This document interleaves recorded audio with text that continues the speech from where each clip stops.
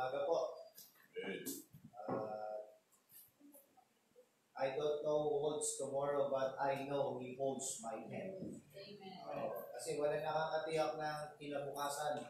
Wala nakakatiyak ng bukas. But we don't know tomorrow, but we know who holds tomorrow. Diba? So God is holding our tomorrow. Yan po, no?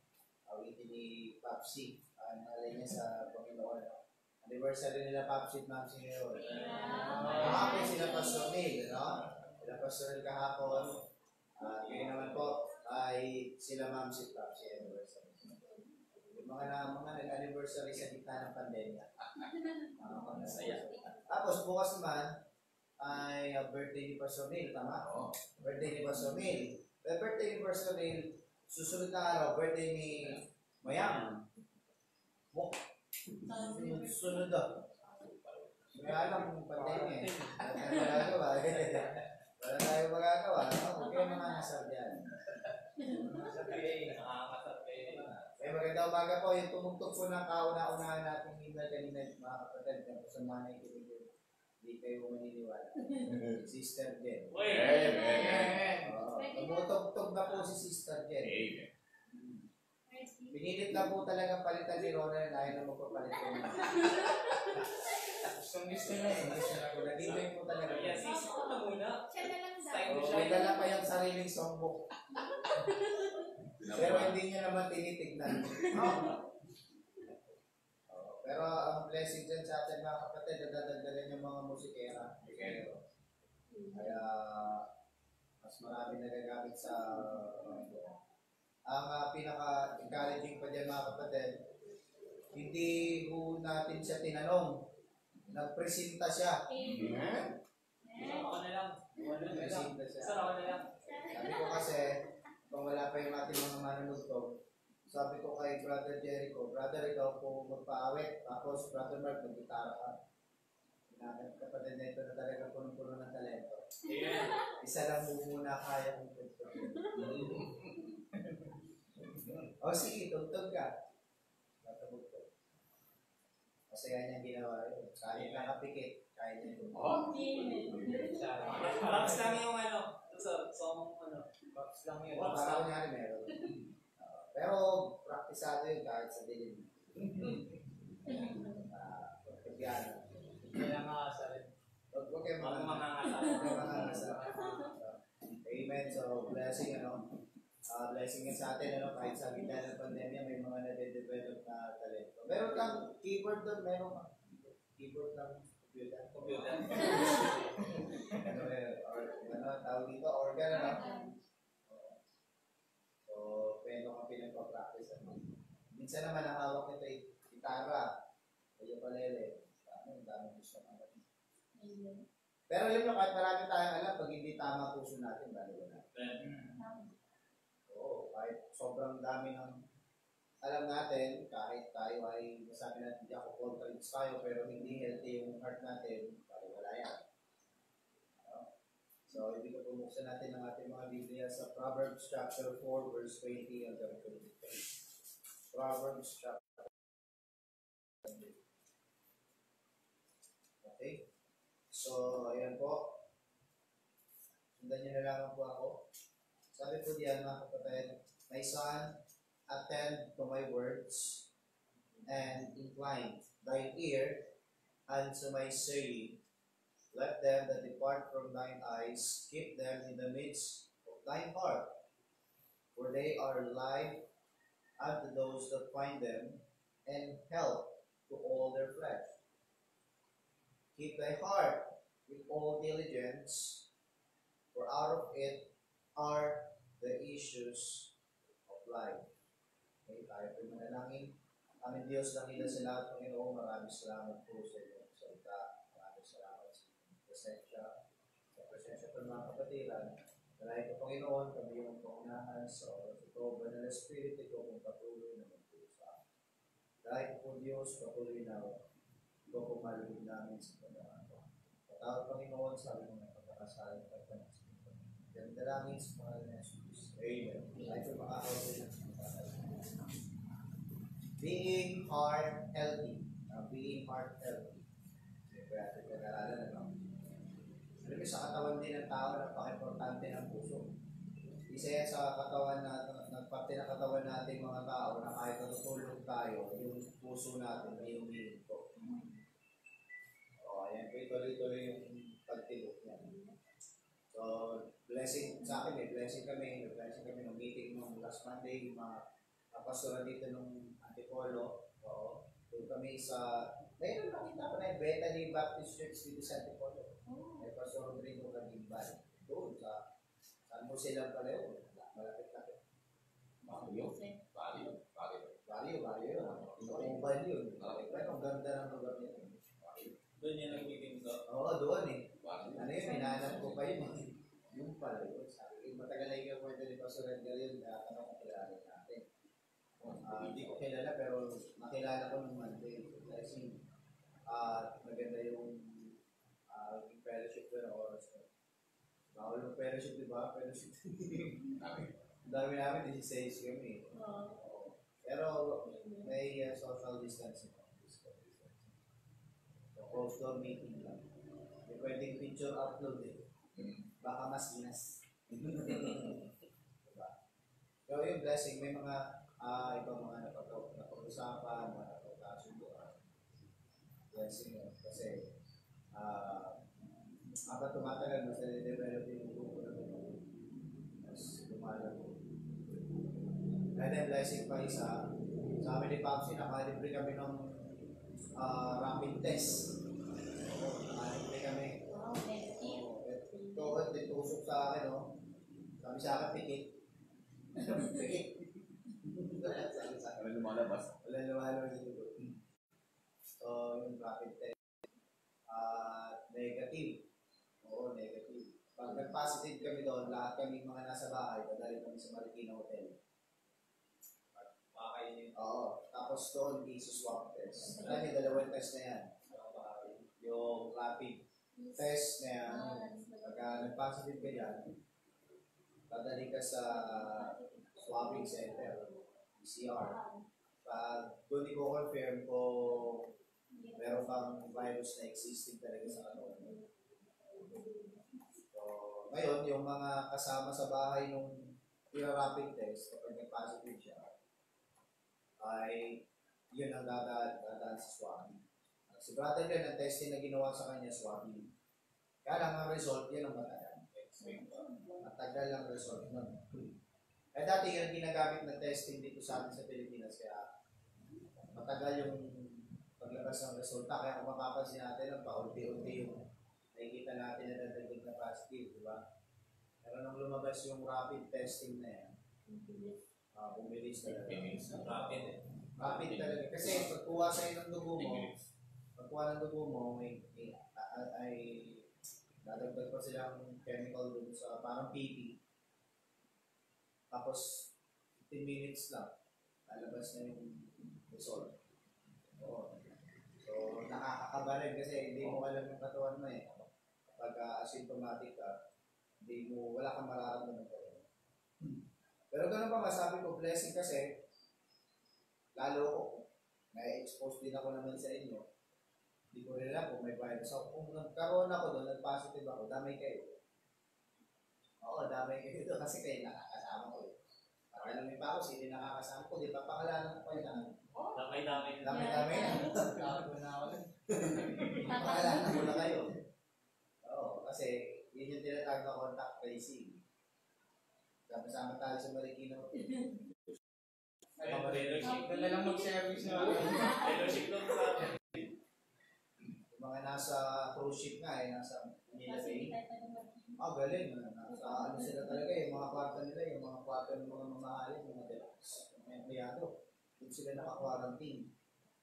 Pero hindi masaya yung quarantine. Siyempre, blessing, no? Siyempre, kapag may blessing tayo, may pagpugsugod po tayo. Mamaya pupunta ako ng hospital. Kailangan namin dalhin sila sa hospital. Kasi nilalag na 3 araw na. Hindi na nilalag na. On and off. Sabi na ng pedyo, pinuntahan ko kahapon. dalhin ng ospital. Ayun, yung ospital ang pagdadalhin ko.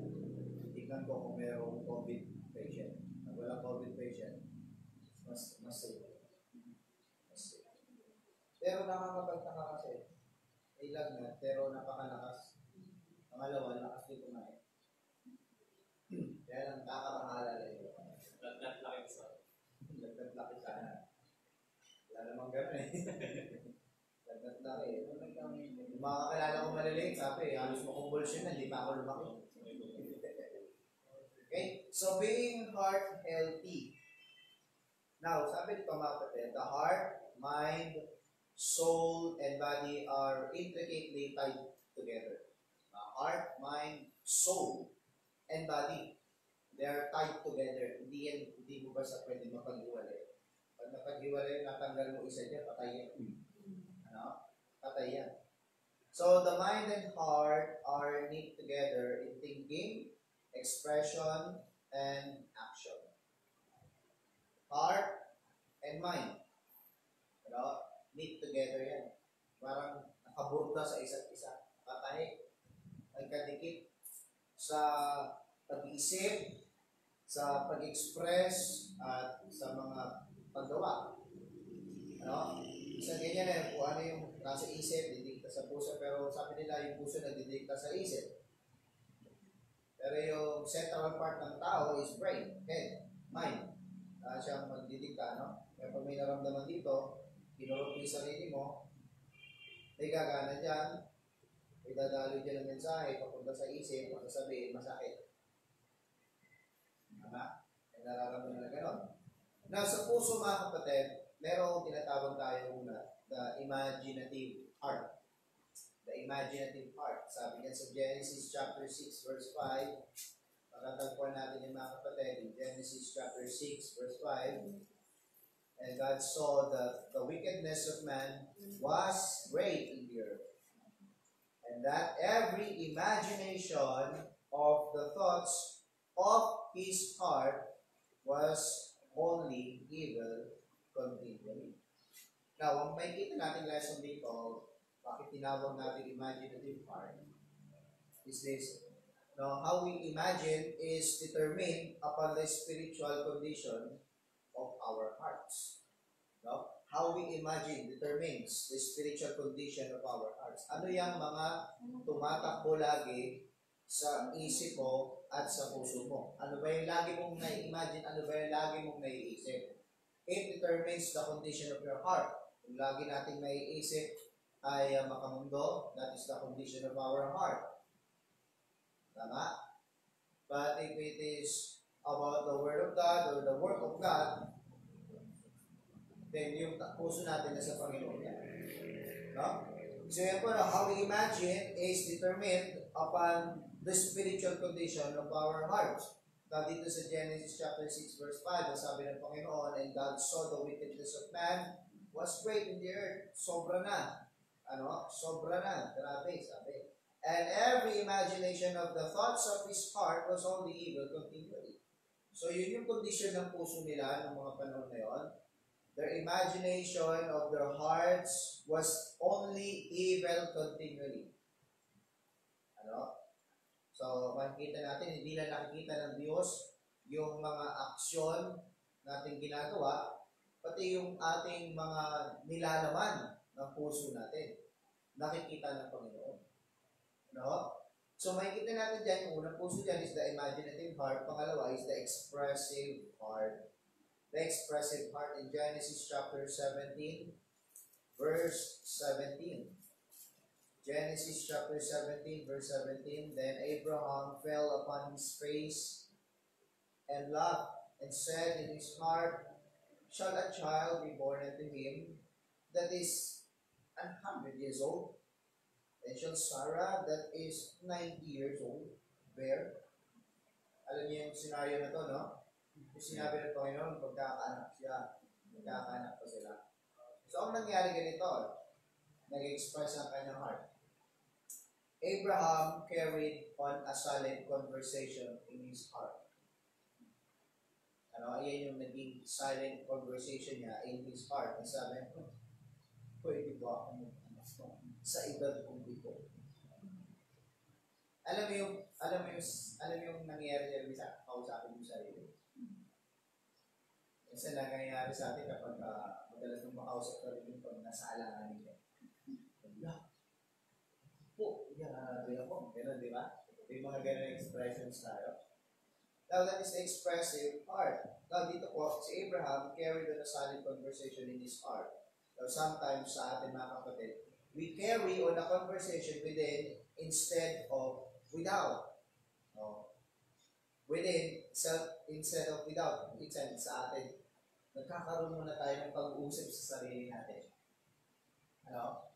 Kung ano yung ine-express muna ng heart natin, yan yung nangyayari sa atin, kinakausap natin. Yun yung sinasabi, kinakausap mo yung sarili mo. Tama? Isa may mga tao, may dati ako nakikita ng tao na kasama ko sa trabaho. Nagsasalita siya talaga mag-isa. Pag tahimik siya, ganun siya. Pero di siya abnormal. Siya baliwa. Okay naman siya, pero may pagkakataong sasalita siya. May binubukas yung bibig. At minsan tinanong ko, sabi ko, ano sinasabi mo? Hindi, wala. May iniisip lang ako. So that is the expression of the heart, no? May mga ganong klaseng puso, di ba? Kausap mo sarili. Brother, madalas na wala kasama dito, okay ka lang. Baka meron na tayong Wilson dyan. Sino si Wilson? Napanood mo na yung Castaway. Si Tom Hanks. Yung nakasurvive sa isang shipwreck. Tapos ang nangyari, siya rin nakasurvive, kumuha siya ng isang balsa. At yung mga naisalba niya mga gamit, ang ginamit niya na makapagawa ng balsa. Isa doon, dahil wala siya nakasama doon yung bola. Ang pangalan ng bola, Wilson. Ano yung bola, Wilson? Basketball. Pinakausap niya yun. Pinakausap niya si Wilson. Binagyo siya kung nasa balsa siya. Pinausap niya yung si Wilson. Parang may makausap lang. Si Davis ang kausap ko. Davis yun. Diba? Kaya si Minami. Pero naniniwala ko, di gagawin ni brother. So that is the expressive of the heart. Now, pangatlo may kita natin is the exposing heart. The exposing heart. Proverbs chapter 23, verse 7. Proverbs chapter 23, verse 7. For as he thinketh in his heart, so is he. Eat and drink, saith he to thee, but his heart is not with thee. Tandaan niyo mga kapatid, what we think in our hearts will ultimately become known through our outward actions. Kung ano yung sinabi niya, ano?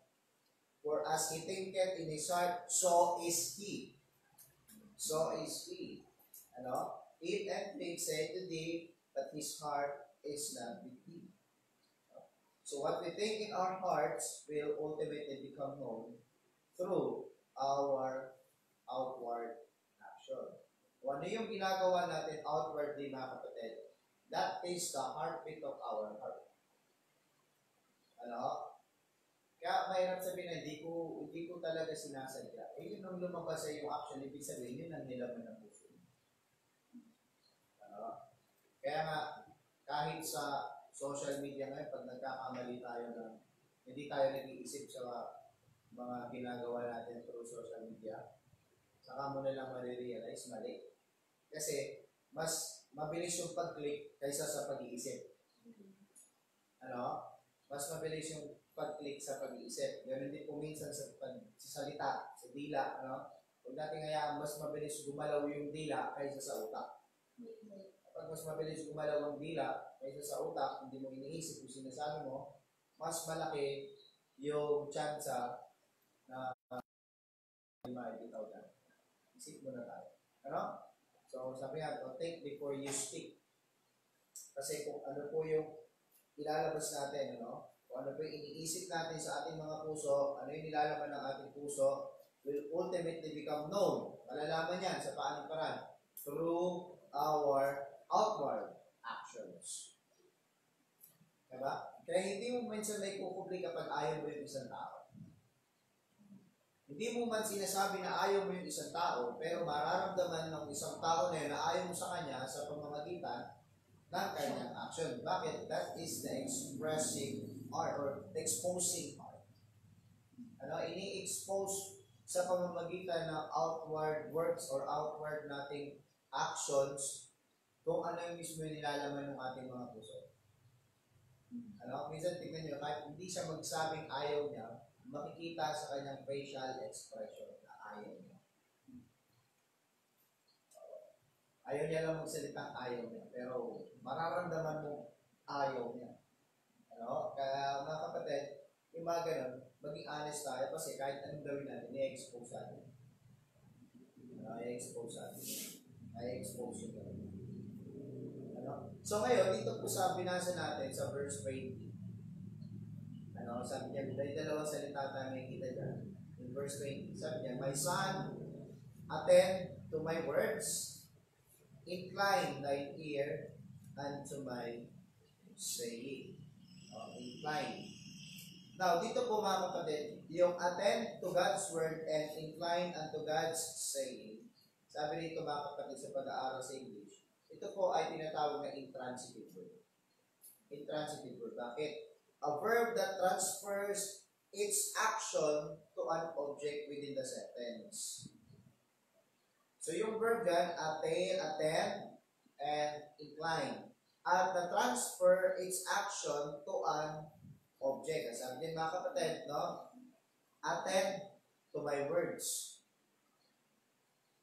Incline thine ear unto my saying.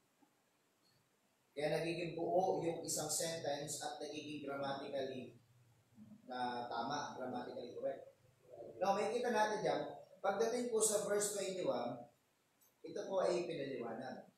Sabi dyan mga kapatid, verse 21, let them not depart from thine eyes, keep them in the midst of thine heart. So, ibig sabihin mga kapatid, sinabi ng Panginoon, attend to my words, makinig ka. Makinig tayo. And sabi yan, incline. Pagdating diba sa verse 20, attend to my words. So, pagdating sa verse 21, mga kapatid, sabi yan, let them not depart from thine eyes. Huwag mong hayaan mawaglit, mawalay sa iyong paningin. Sabihin, makinig ka. Huwag nating hayaan mga kapatid na mawaglit sa atin yung salita ng Panginoon sa buhay natin at alisin natin yung pagkakataon na tayo kung makapakinig ng salita ng Diyos. Amen. Sabi sa aral natin nung Sunday kay Pastor Edgar that faith cometh by hearing and hearing. But by hearing and hearing by the word of God. Kaya sabi nito mga kapatid sa atin is, my son, attend to my words. At ipinaliwanag sa verse 21 that let them not depart from thine eyes. Huwag nating iwawaglit, huwag nating hayaan na hindi tayo magkaroon minsan ng pagkakataon na tayo po'y makapakinig. Malaman natin ang salita ng Diyos. Pangalawa dyan, is may kita natin sa verse 9, verse 20 pa rin, incline thine ear unto my sayings. Now, pag sabi sa verse 21, paliwanag, keep them in the midst of thine heart. Incline means ikiling mo. Huwag igiling ha, hindi po igiling, ikiling. Iba po yung igiling. Baka pagiling ako sa sinasabi ko, diba? Sa buhay, gumigiling yung preacher.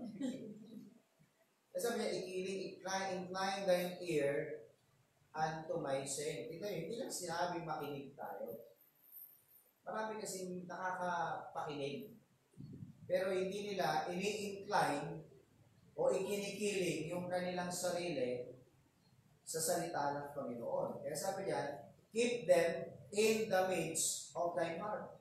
So, paano natin i-incline yung salita ng Diyos sa atin? Keep them in the midst of your heart. Malinaw naman yung sinabi. Mas naintindihan natin, kung ano yung sinasabi mismo sa atin. O paano natin din hawakan, manage yung salita ng Panginoon. Hindi lang natin sinabi basta pakinggan lang. Now, maraming mananampalataya na nakakapakinig sa salita ng Diyos. Subalit nakikita natin, merong mananampalataya hindi healthy ang puso. Hindi healthy ang puso. Sapagkat marami pong mananampalataya, nakikinig lang. Pero hindi nila ikinikilig yung kanilang mga puso, ang kanilang mga sarili, sa salita ng Panginoon. Hindi nila ipinapanatili yung salita ng Panginoon sa kanilang mga puso. Kaya iba yung nakikinig lang tayo, mga kapatid.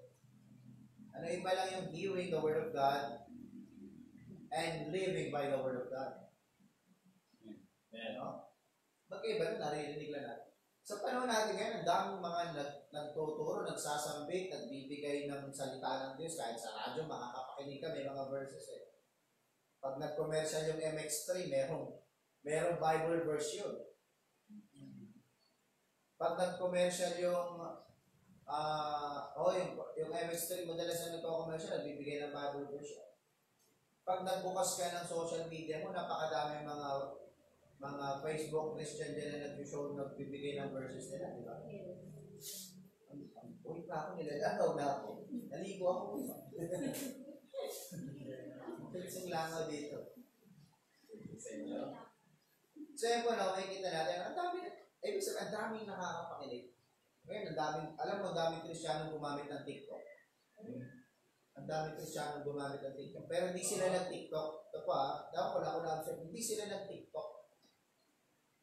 Ang ginamit nila yung oras ng TikTok na yun, na sabi niya, munti ka lang, huwag mo isasara. Don't close it. May sasabihin ako sa'yo. Bigyan mo lang ako ng ilang minuto. Nag-share sila. It's very important. It is very important, sabi ako. No, let me pray for you. Police, gumagamit dito mga misa, mga sundalo, police, na Kristiyano. Lalabas dito nila TikTok. Pero, ang dala-dala nila, yung mensahe, walang tugtog eh. Walang ganon. Walang basta nakaupo lang sila. Ba't alam mo ba sa meron kasi kami TikTok, kami tatlo nila Luis. Bibiro lang. So yun po, ginagamit nila. Ibig sabihin, punto ko dito mga kapatid, marami na nakakapakinig ng salita ng Diyos. Pero kakaunti yung ikinikiling nila yung sarili nila sa salita ng Diyos. Kaya kahit nakakapakinig sila ng salita ng Diyos, baka parang pasok dito, labas dito, walang nangyayari sa kanila. Pero hindi ko po sinasabi walang kapangyarihan ng salita ng Diyos. May kapangyarihan po sa salita ng Diyos. Salita ng Diyos nakapagbabago po sa atin. Pero tandaan niyo po, pag ito po ay binabasura ng iba, wala rin nangyayari sa kanila. Ang sabi ng Panginoon dito sa atin is, attend to my words, incline thine heart unto my sayings. Incline thine heart, thine ear unto my sayings. May kita natin dyan mga kapatid, yung attend, pag attend lang ang gagamitin nating word, ang tawag dyan, walang kasama, walang object, ang tawag dyan, transitive verb. Attend. Ibig sabihin niya mga kapatid, attend, to go to or to be present. To be present. So, sa pakikinig natin ng salita ng Diyos, we need to be present always. Hindi dito, sinasabi ko lang sa bawat simbahan, pero yung sarili natin dapat, sa tamang katinuan naman tayo pag tayo nakikinig ng salita ng Diyos o nagbabasa ng salita ng Diyos, sapagkat hindi naman maaari mga kapatid, nagbasa ka ng salita ng Diyos na parang binasa mo lang talaga. Tanda mo, paano kung mga nagbabasa ng pocket books dati dito, paano ka magbasa ng pocket book? Wala namang emosyon ka, pero bigla ka mangingiti. Kasi nararamdaman mo yung mensahe yung binabasa mo. Hindi lang natin basahin ang salita ng Diyos, mga kapatid. Pero kailangan maging present yung ating buong pagkatao doon sa ating binabasa. Tama po? Maging present yung ating pagkatao doon. Doon natin gamitin yung imaginative heart natin sa tama, hindi sa mali. Tama po? Sa verse 21, sabi po dyan mga kapatid, diba? Let them not depart from thy eyes, keep them in the midst of thy heart. Now, sa verse 21 na yan, sabi yan, that they are not to depart from thine eyes. Meaning, to keep our hearts with all diligence, we must be present with God's Word. Or we must be present with God's Word to read, study, and present to hear. Hindi man tayo physically present dito, mga kapatid, ang lahat sa atin dito, pero sa pamamagitan ng live streaming, ay nagiging present sila sa pakikinig ng salita ng Diyos. So, tandaan natin mga kapatid, hayaan natin na ang sarili natin laging maging present every time na meron kong pagtitikulo, pero pagkakataon tayo kung makapag-aaral ng salita ng Diyos. Dahil natin pag gumagamit tayo ng ating mga cellphone, lagi tayong present, hindi ka pwedeng hindi present kasi hindi ka gana eh. Pag isang pag wala kang cellphone, bakit itabi ka sa cellphone? Tama? Nakikitabi ka. Pangalawang word din, makikita natin at may transitive verb din siya. Incline. Incline. Another transitive verb. Meaning incline to stoop or to bow or to be influenced. Now, sa verse 21, sinabi rin dyan mga kapatid, it says, to keep them in the midst of thine heart. To keep them in the midst of thine heart. Now, we are not to only read, study, and hear God's Word. Hindi lang basta nakabasa ka, naaral mo, napakinggan mo ang salita ng Diyos. Sabi ko nga kanina mga kapatid, marami pong nangyayari ganyan ngayon. Marami nakakapagbasa ngayon, marami nakakapag-aral ng salita ng Diyos ngayon, marami nakakapakinig ng salita ng Diyos ngayon. Pero hindi po diyan lang natatapos ang sinabi na sa atin ng Panginoon na payo patungkol po sa salita ng Diyos. For us to be able to have a heart healthy. But we are to allow it to influence our thoughts and therefore our actions. Okay? Sinasabi na incline. Kapag nakakiling po tayo sa salita ng Diyos, inaalaw natin mga kapatid na tayo po'y ma-influensyahan ng salita ng Diyos. Ma-influensyahan yung ating sarili kaisipan, ma-influensyahan din yung ating mga aksyon. Narinig nyo na ba yung you are what you eat? You are what you eat. Kung ano ka, kung sino ka, hindi kung anong kinakain mo. Sabi nga nila, kung unhealthy yung itsura ng katawan mo, ikaw ay, basta hindi maganda yung fit. Hindi ko sinabi lahat ng mataba. Basta hindi maganda ang fit ng katawan mo o yung kondisyon ng katawan natin. Depende sa kinakain. Niniwala kayo? Niniwala ko doon. Depende sa kinakain natin. Kaya nga, you are what you eat. Kaya lagi tayo kumakain lagi ng karne, lalabas yun sa pangangatawan natin na puro karne tayo. Puro gulay, lalabas hindi sa pangangatawan natin. Ganyan din po sa ating mga kapatid, kung tayo po'y kumakain ng salita ng Diyos, ito dapat nagbibigay ng influensya sa atin, sa ating pag-iisip, at maging sa ating mga aksyon. That is the meaning mga kapatid ng transitive verb dyan na incline. Kaya sabi sa inyo, verse 20, pagdating sa verse 21, pinaliwanag niya yung ano yung ibig sabihin. Now, pagdating naman po sa verse 23,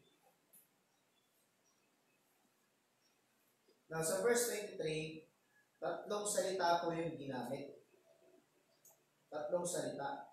Sabi niyan, keep thy heart with all diligence, for out of it are the issues of life. Nakikita natin tatlo. Ano yan? Keep, diligence, issues. Now, ibig sabihin ng keep, mga kapatid, is to guard or protect. To guard or to protect. Now, the object of guarding is the heart. Ano po yung dapat natin i-guard dyan? Sabi dyan mga kapatid, nakikita natin yung object na tinutukoy ng keep dyan, yung heart natin. Anong dapat natin gawin sa heart? I-guard natin yung heart natin. Andiyan na nakita na natin, ano? At sa anong dapat natin gawin, yung sa nauna natin, mga kapatid, attend and incline. Ano? Pagdating dito sa verse 23, may sinasabi diyan sa atin, yung tatlong salita niya, is to keep or to guard, protect. Ang alin? Yung puso. Sabi niya, no? Keep thy heart. Keep thy heart. Ano? Ang object ng tinutukoy dyan yung puso. Ingatan natin yung puso natin. I-guard natin yung puso natin. Bakit? Sabi sa pangalawang salita na nakita natin, diligence.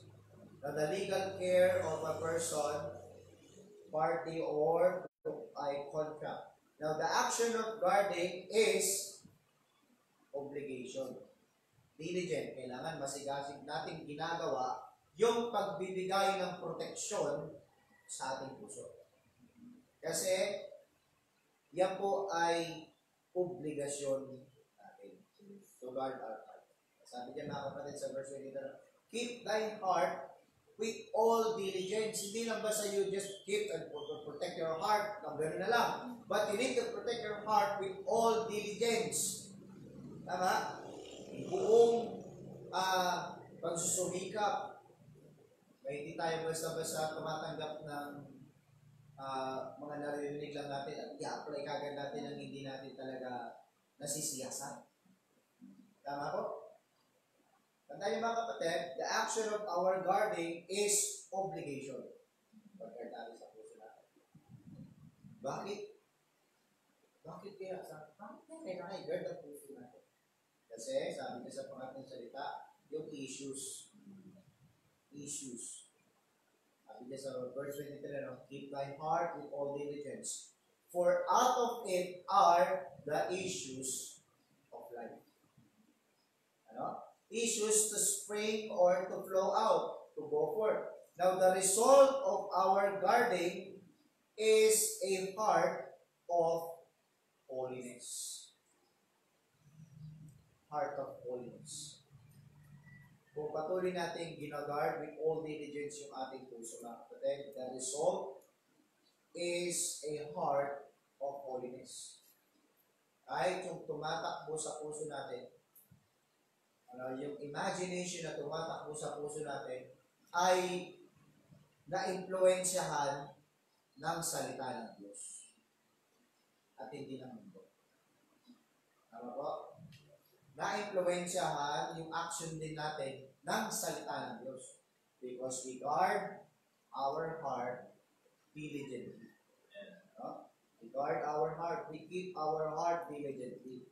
Kasi kung hindi natin i-guard, i-keep yung heart natin with all diligently, mga kapatid, malabo po sa atin, maabot natin yung tinatawag na heart of holiness. Kasi, kung ano-ano nilang ang dadapo dyan, kung ano-ano nilang ang tatakbo dyan, ano-ano ang iniisip natin. Tama? I-guard natin. Tama po? I-guard natin, mga kapatid, influensya natin sa pamamagitan ng pag-attend natin sa kanyang salita, sa salita ng Panginoon. At hindi lang yung mga kapatid, pag-incline sa salita ng Panginoon. Nahayaan natin tayo ma-influensya ng kanyang salita. Ano? Hindi lang basta naging present sa atin ang salita ng Diyos, hindi lang naging present tayo sa salita ng Diyos, kundi incline natin. Ano? Yun na yung application. Kaya yung salita ng Diyos ngayon, ini-influensya na tayo. Kasi, sabi ng verse 21, we keep it in the midst of our heart. Yung salita ng Diyos. Sabi ni David, thy word have I hid in my heart, that I might not sin against you. Kung may word of the time, mga kapatid, it can prevent us from sinning. Ano? Kasi meron tayong stopper, and that is the word of God. That will stop us on keeping on doing sin.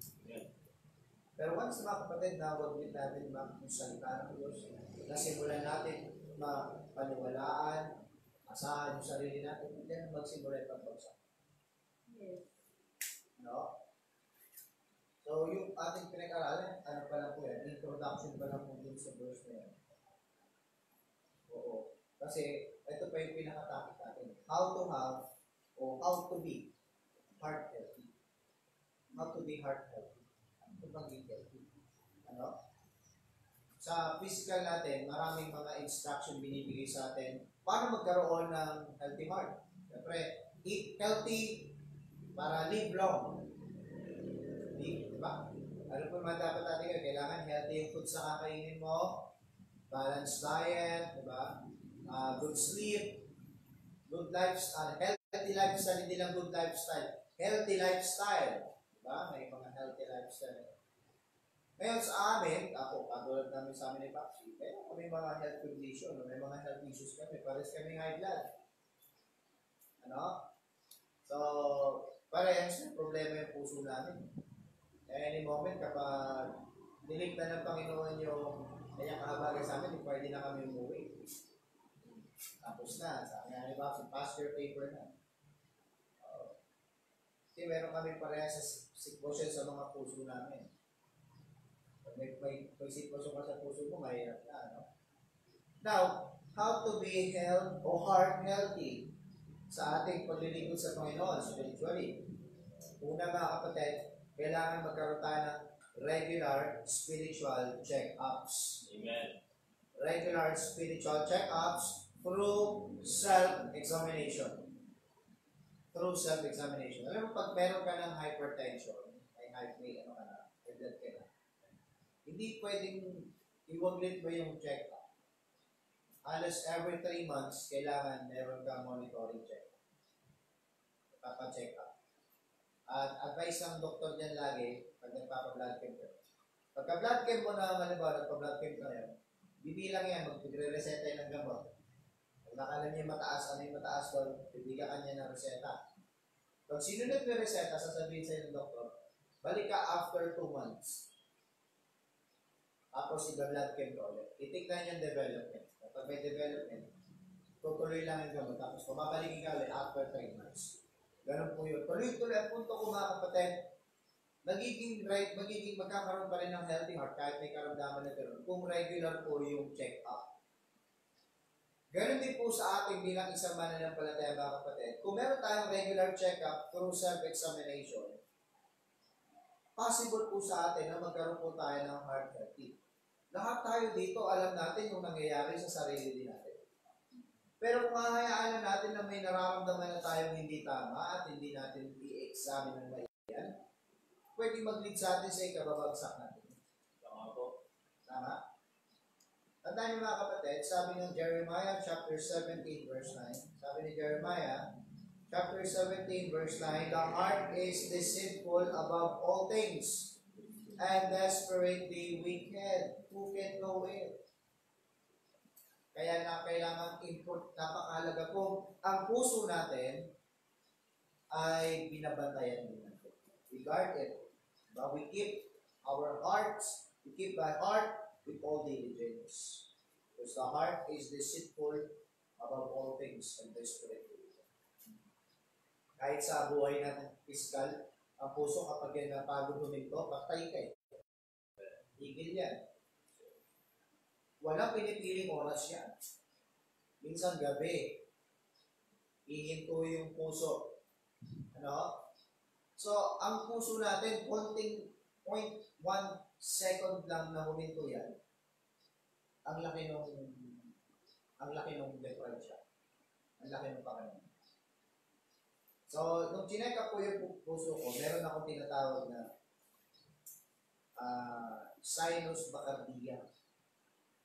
Hindi sa puso. Sinus bacardia. Tapos sabi ko doon, ano yung sinus bacardia? Yung heart mo ay hindi consistent yung heartbeat. Parang rilo, consistent yan. Tik-tak, tik-tak, tik-tok, tik-tok. Pero yung heart mo, sabi yan. Magbibig siya ganyan, tapos may 0.2 second na matagal sundan. Tapos, may magkasunod na magkatikit, tapos inconsistent ang heartbeat. Sabi ko, anong nararamdaman nun? Ito, tatanungin kita. Nararamdaman mo ba na parang ang pinapos ng hangin? Sabi ko, po. Then, parang kami joke. Naghabol ako ng hangin nila.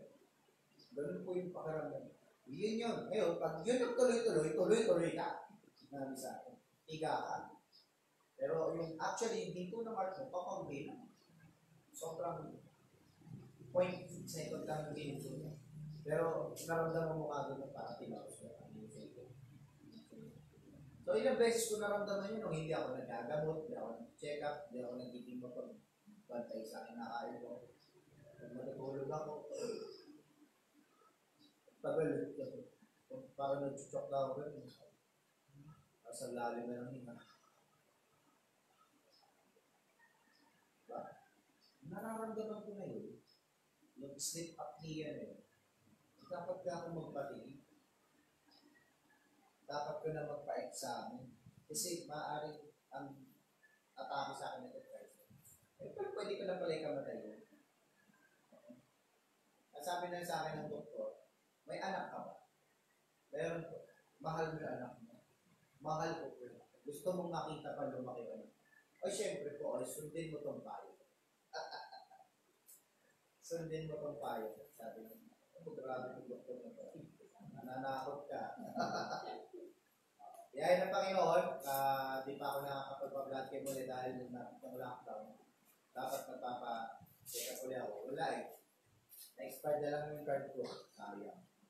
Okay? So ngayon, may kita natin yan. The heart is deceitful above all things and desperately wicked. Kaya kailangan natin ng self-examination. Yan po yung una natin, regular spiritual check-up. Tandaan niyo po, regular spiritual check-up.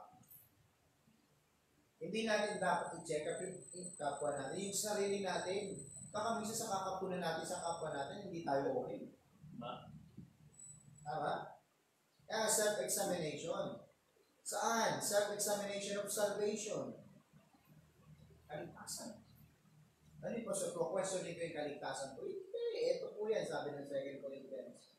2 Corinthians chapter 13, verse 5. Tignan niyo po. 2 Corinthians chapter 13, verse 5, examine yourselves, whether ye be in the faith, prove your own selves, know ye not your own selves, how that Jesus Christ is in you, except ye be reprobates. Diba? Ngayon, mga kapatid, sa panahon natin yun, so many people do not check up on their salvation because of fear of what they will find. Bakit? Tatakot sila na, muna ako sa Panginoon. Hindi yun natin dapat katakutan. Dumating ang isang araw, mamalas natin yung gano'n. Makita na. Pero sa pagpapatuloy ng pag-aaral natin ng salita ng Diyos, ang pananampalataya sa atin, madidevelop na madidevelop. Sa pakikinig, pag-aaral, pagbabasa mo ng salita ng Diyos, mas lalo natin makikita yung sarili natin. Kaya we need to examine ourselves. Whether you be in the faith, prove your own self. Diba? Know ye not your own self. How that Jesus Christ is in you. Paano napunta sa'yo? Paano na malagi? Paano mo natanggap? Paano mo nakilala ang Panginoon? Ay po, ang Panginoon nasa sa'yo na. Diba? Kaya isa-isa examination ko, ang Panginoon nasa akin na. Bakit ganito pa rin ang ginagawa ko? Kung ang Panginoon lang sa akin na, bakit ganito yung ginagawa ko sa gawain? Ganito yung nagiging responde ko sa gawain? Bakit ganito yun? Kung sabi natin sa iyo. Diba? Examine natin. Malalaman mo yung magkakaroon tayo ng basihan kasi may kita natin sa salita ng Diyos. Ano ba ginagawa ng anak ng Diyos? Ano ba ginagawa ng anak ng Diyos? Hindi natin dapat tignan sa iba. Alamin natin mismo sa salita ng Diyos. Ano ba ginagawa ng isang anak ng Diyos? Ano?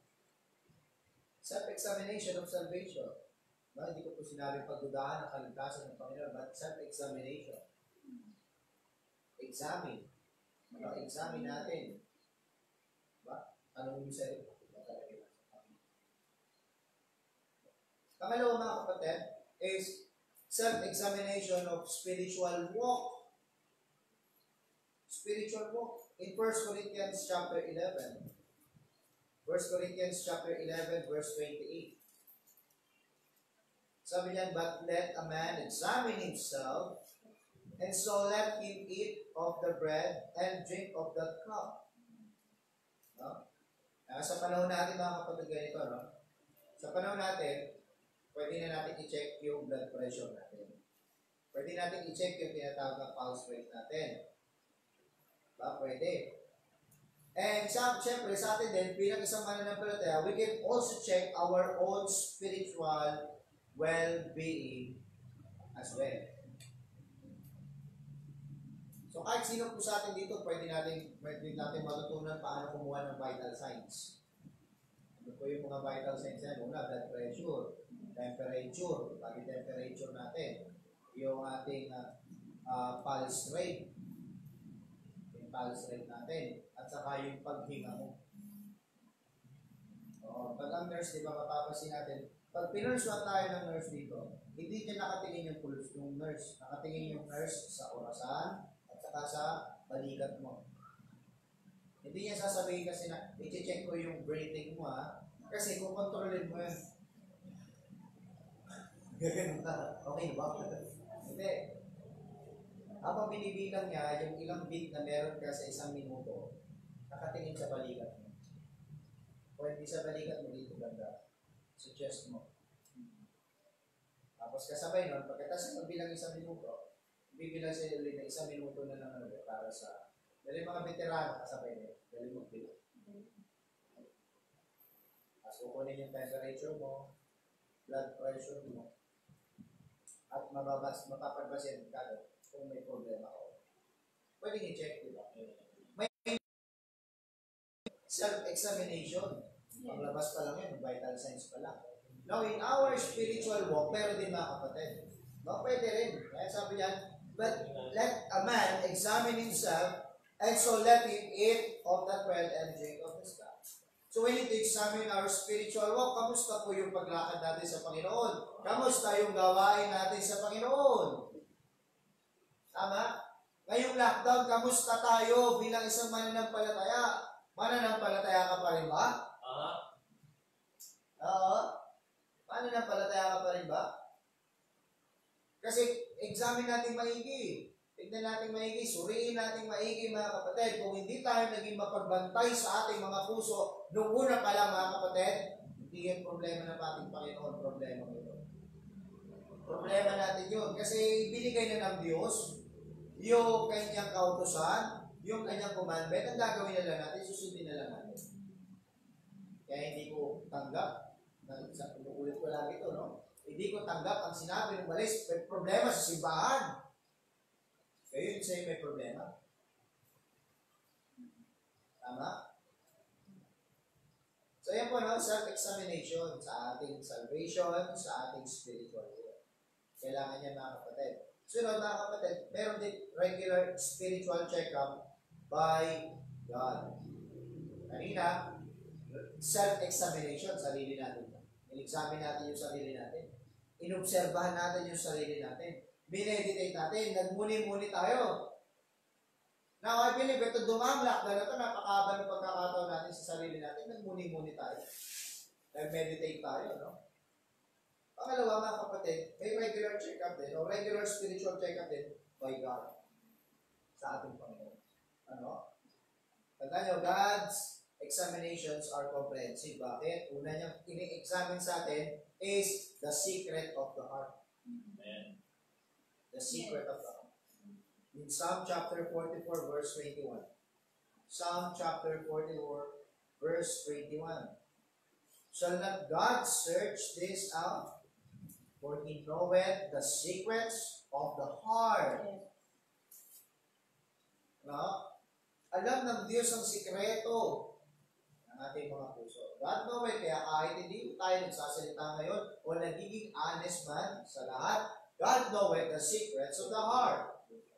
Ano? Nakikita ng Panginoon yan. Hindi lang yan mga kapatid, nakikita rin ng Panginoon the control of the heart.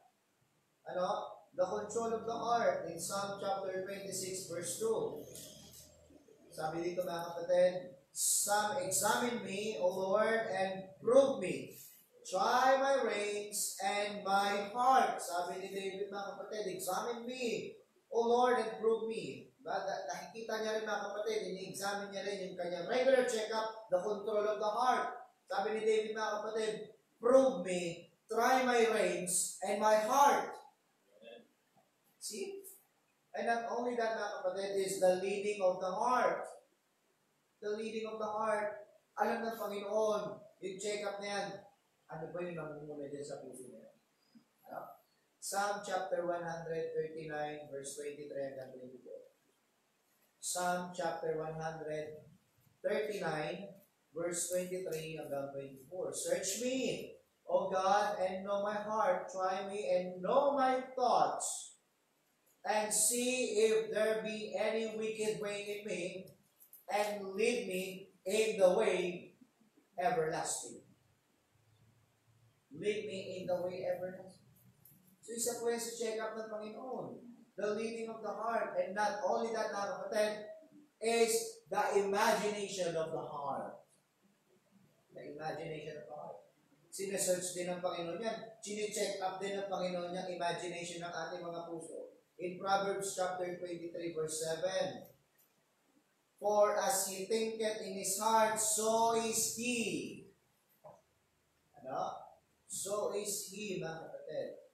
Eh sabi mga kapatid ng salita nito, sabi na Apostle Paul in 2 Corinthians chapter 10, verse 5, 2 Corinthians chapter 10, casting down imaginations, and every high thing that exalted itself against the knowledge of God, and bringing into captivity every thought to the obedience of Christ. Casting down every imaginations. Ano? Kasi ini-examine din ng Panginoon yung imaginations of the heart. Yang mga nandiyan sa puso natin. God can see it. God can search it. And God has a regular schedule of checking up it. No?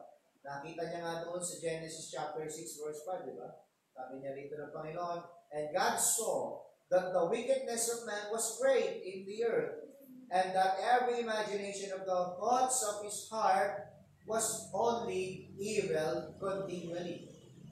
Nakita ng Panginoon yung imagination of their heart during that time was evil only continually. Patuloy na kasama. Ibig sabihin hanggang sa sitwasyon natin ngayon, ang Diyos nag-check up, yan ang check up ng Panginoon sa atin. Nakita ng Panginoon. Ano?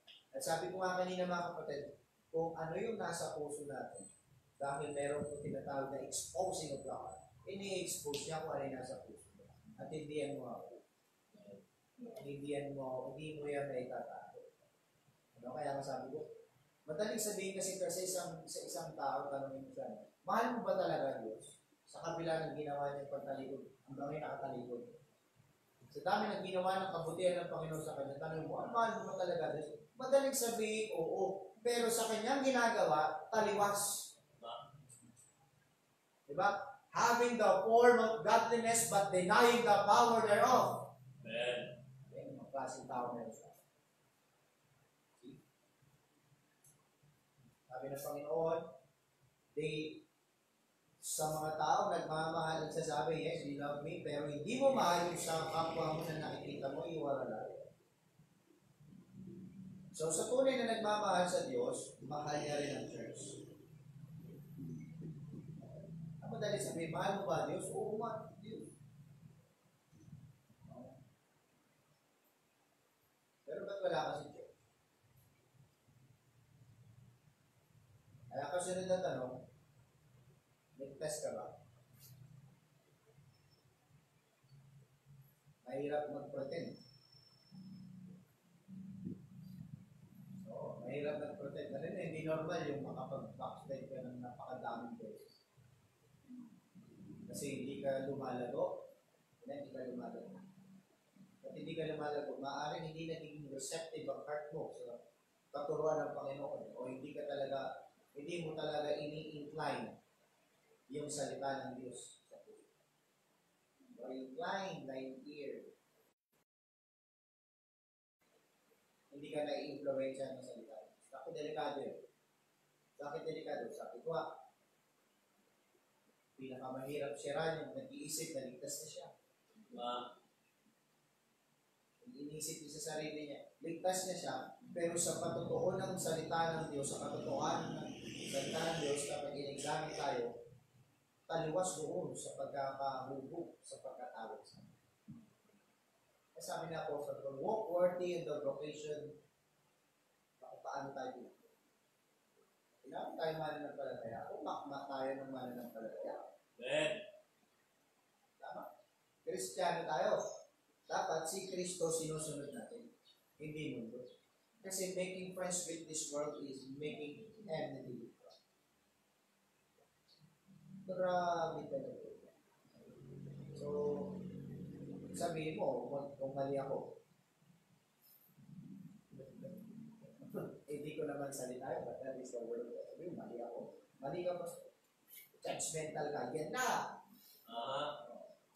Pag nagsabi ka ng totoo sa mga mangmang, judgmental. Mga mangmang yan. Dapat ay pinupukpok. Pinupukpok ko palalo ng katotohanan. Kasi ang salita ng Diyos, sabi mga kapatid, the word of God is like a hammer. It is a hammer na bumabasag ng mga matitigas na mukha. Tigas na mukha mo, ha? Babasagin ko yan. Tigas sa puso. Ano? Kaya nakita ng Panginoon. He saw the wickedness of man during the Genesis time. Great in the earth, grabe. And that every imagination of the thoughts of his heart was evil continually. Yun po yung mga check-up ng Panginoon. Hindi natin nakikita kung paano nakikita ng Panginoon yan. Pero sinisigurado, tinitiyak ng Panginoon, nakikita niya. Yan ang check-up niya sa atin. Amen. Diba? So yan po, yung una natin punto sa magkaroon tayo ng regular check-up. Magkaroon tayo ng regular check-up spiritually. Pangalawa mga kapatid, dapat, siyempre, may regular check-up tayo, daily saturation of scriptures. Magkaroon tayo ng daily saturation of scriptures. Ito yung pangalawa natin. Ano yun? Paano yun? Read your Bible daily. Ano yung tinuturo natin kanta sa bata? Read your Bible, pray every day, and you grow good. Si Lloyd, marunong na nun eh. Read, pray, go! Go! Sabi niya lang. Read. Pag nag-pray. Pray. Go! Sa gabi, kinakanta niya. Gusto niya, tatlo kami mag-a-action. Pagka di ako nag-action ng kamay ko, kukunin niya yung kamay ko, kapag didikitin niya. O sige, ako rin. Read your Bible, pray every day, and you grow. Pwede bang hindi lang sa bata yung awit? Amen. Yun ay essential sa pagiging mananampalataya natin para tayo ay lumago. Kung sa bata mo tinuturo yun, dapat ginagawa mo.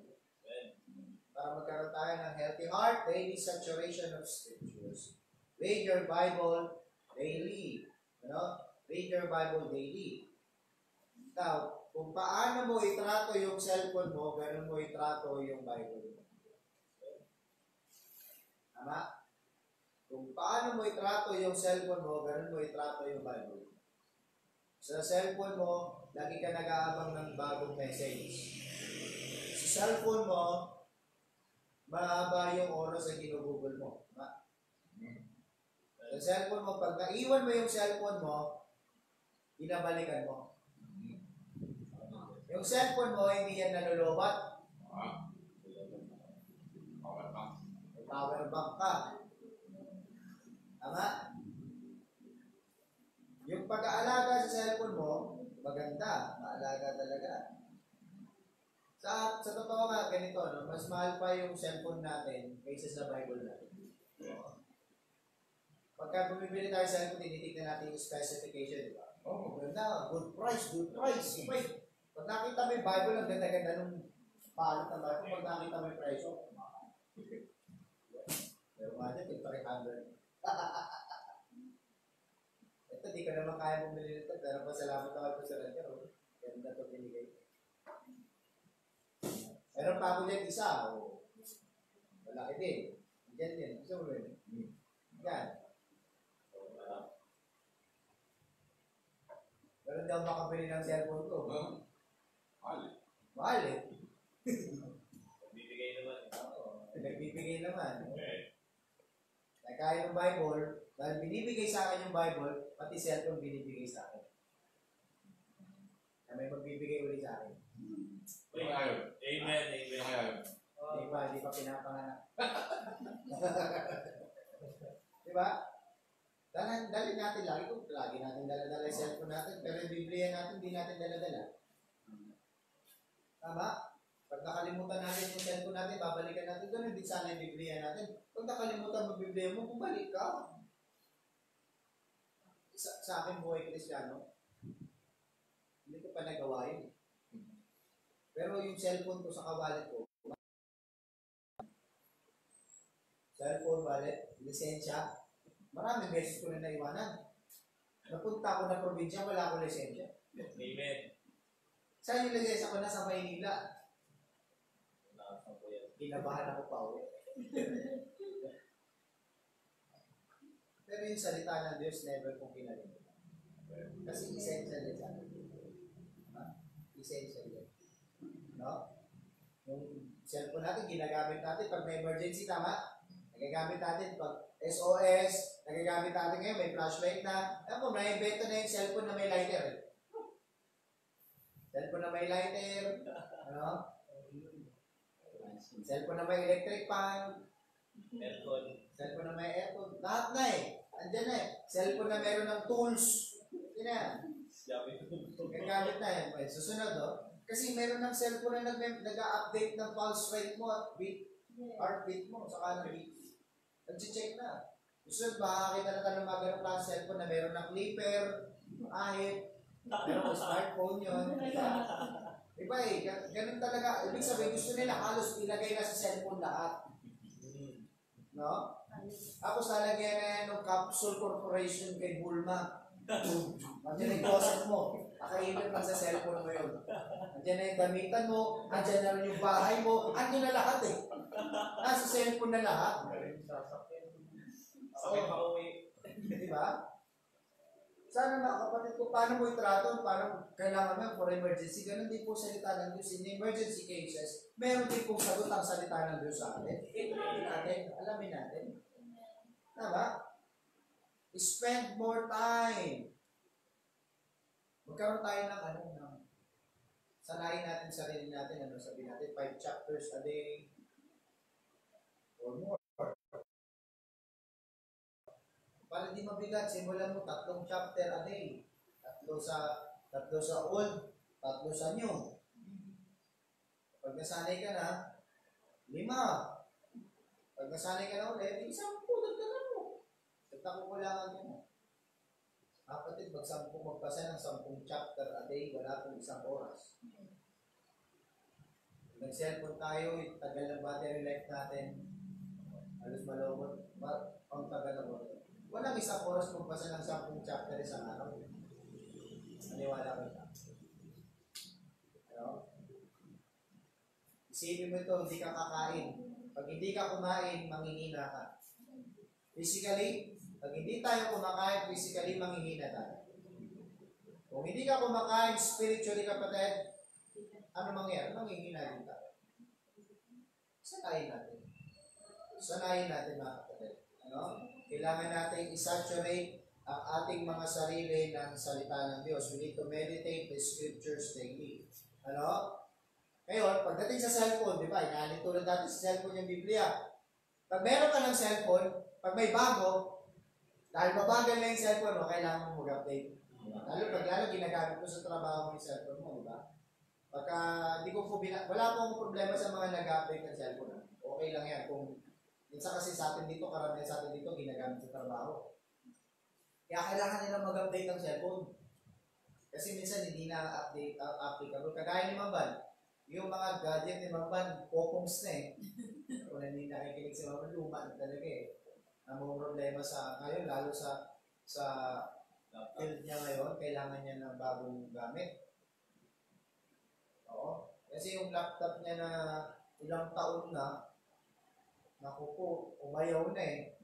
Hindi pa inaayawan ni Mama yung laptop ang umayaw eh. Umayaw na. So, sabi niya, naku, kailangan ko. Sabi ko siya, kailangan kong mag-update pa minsan-minsan. Depende sa pangangailangan ng trabaho. At Pati yung cellphone niya, kailangan niya lang i-update. Sabi ko, tayo niya. Talaga kailangan. Hindi ka mag-update kung di talaga kailangan eh. Hindi pwede mag-update, di ba? Pero pinag-usapan natin ng Biblia, huwag ka na mag-update. Ang daming bagong Bible. Ang dami. Andiyan yung NKJV. Andiyan yung NIV. Andiyan yung NASB. Andiyan yung ABC. Andiyan yung EFG. Andiyan yung HIJK. Diba? Ang dami. Sobrang dami. Update na. Diba? Hanggang Z yan. Oo. Kung yung cellphone, mga kapatid, ABC ang update. Ano? Ano nang latest ngayon? Napakakuha ko mga kapatid sa Nougat eh. Buti nga napalitan, KitKat pa yung dati ko eh. Ayun, A, B, C, D, ba? Hanggang Lollipop, Nougat, LMN, Pi, O, P. Pinapay. Ayun sunod, Oreo. Number na ulit. Oo, wala na. Android 10 na. Kasi, ang punto ko ganito kapatid, nag-update tayo ng cellphone natin. Pakiusap sa Bible, wala rin updated na gagawin. Manatili tayo. Old-fashioned is always the best. Ano? Old-fashioned na. No? Sabi ng 1 Timothy chapter 4 verse 7 hanggang 9. 1 Timothy chapter 4 verse 7 hanggang 9. But refuse profane and old wives, fables, and exercise thyself rather unto godliness. For bodily exercise profiteth little, but godliness is profitable unto all things, having promise of the life that now is, and of that which is to come. This is a faithful saying and worthy of all acceptation. So, nakikita natin yan, ano?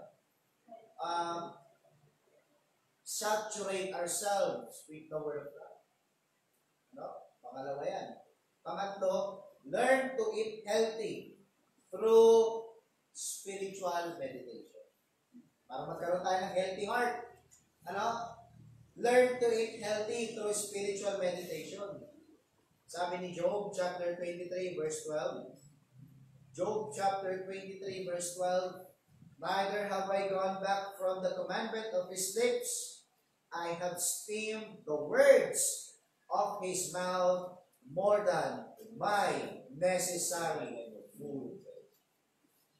Mas kailangan ko, mas binibigyan ko ng pansin, mas inaasam ko kanyang salita more than my necessary food. Sabi ni Job. So learn to eat healthy, spiritual meditation. Ano ho? And Psalm chapter 19 verse 14. Psalm chapter 19 verse 14. Let the words of my mouth and the meditation of my heart be acceptable in thy sight, O Lord, my strength and my Redeemer. So ano po dapat natin i-meditate mga kapatid? Una, meditate natin. We need to meditate the law of God. Sabi ni Joshua, sabi ni Psalm chapter 1 verse 2, but his delight is in the law of the Lord, and in his law that he meditate day and night. Meditate mga kapatid, pag nilay-nilayan natin, may nagbasa ka, kumakain ka nga, umaga, tanghali, gabi, at ating gabi. Di ba? Yung kain mo, di ba? Umaga, tanghali. Di ba? May merienda ka muna, bago ka hapunan. O pagkatapos ng hapunan mo, meron ka tinatawag na midnight snack. Sabi ng iba, 2 beses na kami kumain. Oo. 2 beses kayo, sandamakmak naman ang merienda mo, di ba kain yan? Snacks lang yan. Kung gaano kadalas ka kumain, halos na yung pangangailangan sa pagkain katawag physical, pero din sana yung salita ng Diyos. We need to meditate it day in. See? Meditate the Word of God day and night for us to be able to have a healthy heart. Kasi kumakain tayo ng tamang spiritual foods. Diba? Ano pa dapat natin meditate dyan? In Psalm chapter 119 verse 15. I will meditate in thy precepts and have respect unto thy ways. Nakikita natin, meditate. We need to meditate, mga kapatid. Meditate the Word of God. We need to eat healthy, spiritual food. And that is the Word of God. Ano? Anong pakiramdam pag nakakain ka ng masarap na pagkain? Busog, diba? Hindi ka lang busog, talagang soul. Kung tawagin, ano? Soul! Oo. Diba? Coco Martin, soul! Paano yun? Paano papakain sa pamilya ko? Paano yun? Soul! Okay. Pagka nakakain ka, punto ko ng mga kapatid, kapag nakakain ka ng masarap na pagkain, soul ka talaga busog. Ang salita ng Diyos, dapat patuloy yung feed natin sa ating sarili. Salita ng Diyos. Patuloy yun eh. Sino ba dito ayaw kumain ng hindi masarap na pagkain? Meron ba dito? Lahat tayo gusto natin ng masarap na pagkain. Alam mo, pag naghain sa atin ng masarap na pagkain, ang dapat na lang natin gawin, kainin na lang natin. Tatay mga kapatid, sabi ng Matthew, man shall not live by bread alone, but by every word that proceeded out of the mouth of God. Kaya ang salita ng Diyos, ito po ay pagkain sa ating mga kaluluwa. Tama po? Pagkain spiritual natin ang salita ng Diyos. Kaya kung di tayo kakain spiritual na pagkain ng salita ng Diyos, pangihina tayo spiritual. Hindi magiging healthy yung heart natin. Ano? Hindi magiging healthy yung heart natin. And number 4, last na po tayo mga kapatid. Worship regularly. Worship regularly. Hindi lang po ginagawa ang worship sa loob ng simbahan. But you can worship God regularly sa iyong lugar, sa iyong bahay, eskwela, sa trabaho, nasaan ka man ngayon. Ano? You need to keep your heart through adoration. Paano? By praise. Kahit saan tayo, we can praise God. Ano? In Psalm chapter 86, verse 12. Psalm chapter 86, verse 12, I will praise thee, O Lord my God, with all mine heart, and I will glorify thy name forever. We can praise God kahit nasaan tayo. Hindi lang yan mga kapatid. A testimony. Testimony in Psalm chapter 9 verse 1. Psalm chapter 9 verse 1. I will praise thee, O Lord, with my whole heart. I will shew forth all thy marvelous works. See? So we can worship God or we can adore God regularly. Praising and testimony and singing. Ano? Singing. In Psalm chapter 138 verse 1, I will praise thee with my whole heart. Before the gods will I sing praise unto thee. And syempre, faithfulness. Kahit hindi tayo nagkikita-kita, mga kapatid, manatili ko yung faithfulness sa atin. Ano? Sabi na Psalm chapter 11 verse 1, 111 verse 1, praise ye the Lord, I will praise the Lord with my whole heart, in the assembly of the upright and in the and sunod na kapatid, longing. Longing, pagkikaga. Psalm chapter 84 verse 2, my soul longeth ye, even fainted for the courts of the Lord, my heart and my flesh crying out for the living God. And lastly, rejoicing. Psalm chapter 28 verse 7. Psalm chapter 28 verse 7. The Lord is my strength and my shield. My heart trusted in him, and I am helped. Therefore, my heart greatly rejoiceth, and with my song will I praise him. So yan po yung mga bagay na yan for us to have a healthy heart. Ano? Para magkaroon tayo ng healthy heart. No? Worship regularly. We need to keep our heart adoration. Pangatlo, learn to eat healthy through spiritual meditation. The Word of God, mga kapatid. And syempre, makikita natin mga kapatid, daily saturation of the Scripture. We need to read the Word of God daily. Amen? Amen. We need to read the Word of God daily. And syempre, dapat merong self-examination. And God's examination. Amen? So yan po yung mga actions na dapat natin gawin for us to have a healthy heart. hindi natin pwedeng isisi sa ibang tao bakit hindi tayo healthy sa heart natin. Because it is our obligation and ministry to have a healthy heart. Maintain natin yung healthy heart. Kagaya sa puso natin, gusto natin yung healthy living tayo. Yan din po sa ating spiritual. Amen? Amen. Tayo po manalangin. Aming Diyos, nakila sila, Panginoon, maraming salamat po sa puso nila. Maraming salamat, Panginoon, sa patuloy na pagturo mo sa amin ang katuwiran mo.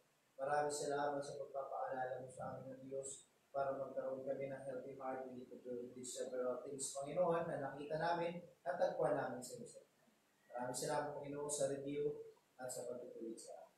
Palayan mo, Panginoon, ng bawat isa sa amin. Bigyan mo kami ng kahandaan sa aming pananalangin sa iyo sa umaga. Dalangin sa pangalan ng Jesus. Okay, magandang umaga po muli. Yung prayers natin, bago tayo mag-prayers, may paabot po natin kay Brother Eugene, kila Tatay Ernie yung ating tulong na paabot po natin. So, nagbigay po nangailangan din po ng donor si Brother Eugene ng dugo para kay Tatay Ernie. So, ang nag-response po sa atin dito sa pagbibigay ng dugo, si Brother John Lee po. Yan. Kasi siya po yung physically fit. Kahit kasi gustuhin ko, hindi po ako physically fit. Kailangan physically fit ka or else baka hindi rin maganda yung makuha ng dugo sa'yo. Kaya sabi ko kahit gusto kong magbigay ng dugo, hindi ako mapapagbigyan kasi yung dugo ko mayroong mantika. Pang-isa mo, sir. Mayroong mantika sebo. High blood, nagkagano mayroong taas ang cholesterol. Okay. Pagka low blood ka naman, hindi ka rin pwede. Sayang. Kasi mawawala na yung lalo kang manghihina, baka mamatay ka dyan. O baka yung makuha na lang sa'yo, tasa ka yung doktor, bakit puti na to? So, bibigay na yung braso. Paglabas si Brother Jericho, nakagano, no? Nakalubog na talaga. Pero salamat tayo, may Brother John din na naging open doon, no? Nag-fit siya. Okay, tumaba nga siya, di ba? Okay, pero maganda na experience talaga. Tapos, mga kapatid, in terms of financial assistance nito, nakapagpabot din po tayo ng financial assistance kay Brother Vigila. Abot po yung pansalamat nila na nakatulong tayo. Sabi ko nga, mas magandang nagiging channels of blessing tayo. Amen. Kasi mas nakikita na tayo po ay lilikod sa Panginoon at ang Diyos ang nagsusustain niya. Nadaluyan tayo ng pagpapala. Sabi nga ng yung fellowship namin ng Monday, kung sabi ng isang pastor, prayers na inukuha, pagpalain ng Panginoon. Pagpalain pa ng Panginoon. Sabi naman ng isa, mature na. Edad na. Ay hindi, ayaw ko na. Gusto ko maging daluyan ako ng pagpapala. Kaya ngayon, mga kapatid, sabi ko nga, for 2 months, more than 2 months, sa amin din sa bahay, kami lang naman. Wala ako sa ako, pero hindi kami pinabayaan ako. Ang Diyos naging matapat. Kahit sa Marikina, faithful din ang Panginoon. Hindi lang yung mga kapatid, naging daluyan pa ng pagpapala para sa inyo. Hindi natin pwede sabihin, ako nga, may kailangan din eh. Hindi, ang Diyos ang magpuprovide. Ang Diyos ang magpuprovide. Okay? So yun po, no? And then, yun po yung report natin ngayon. And sa mga gusto magpa-rapid test, mura lang pala yun. Kaya kaya nyo, 1.5. 1.5 po yung rapid test. Pero yung swab test ang mahal lang, 4,000. 5 yung amin. 5,000 yun. Oo, yun. 4,000 ngayon, pagka PhilHealth ka pa, magbabawasan. May PhilHealth ka, pwede mong gamitin. Pero kung bumasa sa sir, may card ka rin. Oo, pwede mong gamitin yung PhilHealth mo. Kung may health card ka, pwede mong gamitin yung health card. Pwede yun. Kung wala ka talaga sa mga yun, mag-ingat na lang tayo. Pwede yun. Effective yung lagi ka lang mag-ingat. Sunod, sa natin sa panalangin, yung siyempre buong Christ Covenant Fellowship. Patuloy natin na panalangin bawat isa sa atin mag-be safe and sound. Yung ministry natin magpatuloy pa rin. Alam mo, narinig ko sa ibang mga kapastoran ng ministry, dami may problema talaga financial. Pero marami din naman na katulad natin. Amen. Alam niyo na kung anong sitwasyon. Katulad natin. Sabi nga na iba pa sa, oil and lockdown, saka naman lumaki oil. Oil and lockdown, saka doon lumaki oil. Kasi ang Diyos nagsusustain. Dahil sama natin sa panalangin yung mga kapatiran natin na hanggang ngayon, nagliliwaliw sa sanlibutan, kapag nakaramdam na ng kabigatan, baka na maalala ang Diyos. I-pray natin. Ano man ang kanilang mga gawain na ginagawa ngayon, kung sila iligtas, na may ma-realize nila ginagawa. Sunod, yung mga kapatiran natin na may karamdaman pa rin, i-pray natin sila. At yung mga mahal natin sa buhay, hindi natin kasama. And then yung pag-stop ng klase. Sa inyo, anong balita sa klase niyo? Wala rin, So, ano ba na maging desisyon ka? Hindi natin alam eh. Pero hati ang ating mga kababayan. Yung iba, gusto mo pagpatuloy. Yung iba, ayaw mo na yung pagpatuloy. Kaya, kung pwede natin mahigin na yan ay mabigyan ng wisdom. Ay, siyempre, sama na sa panalangin, gobyerno natin sa kayong mga frontliners. Saka itong vaccine, kung meron na ba? Diba? Magiging effective na ba itong vaccine na ito? Pagdating ng vaccine na yan, isipin nila parang may back shot. May back shot ko dyan.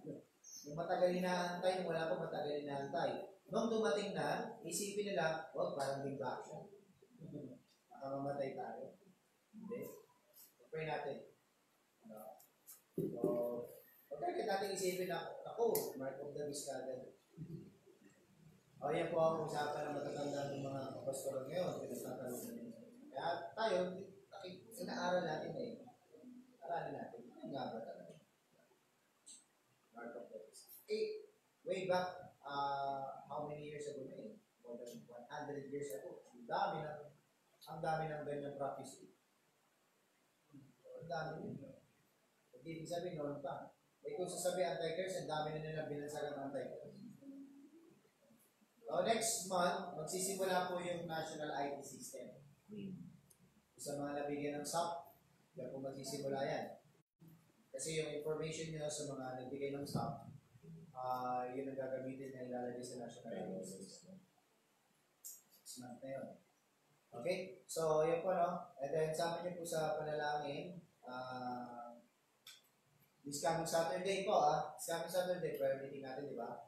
And then, alas 3, yung Bible doctrine sa atin ng Saturday na.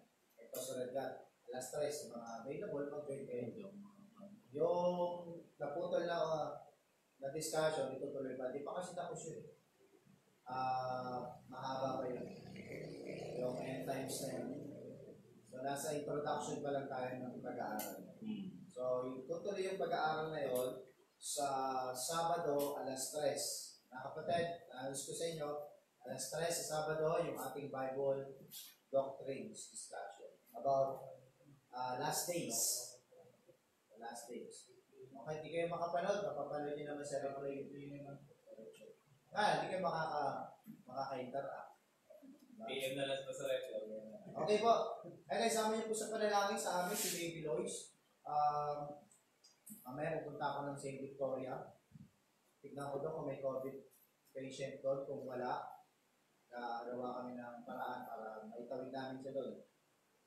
Maitawid namin siya doon para matake siya na makita yung kanyang sitwasyon.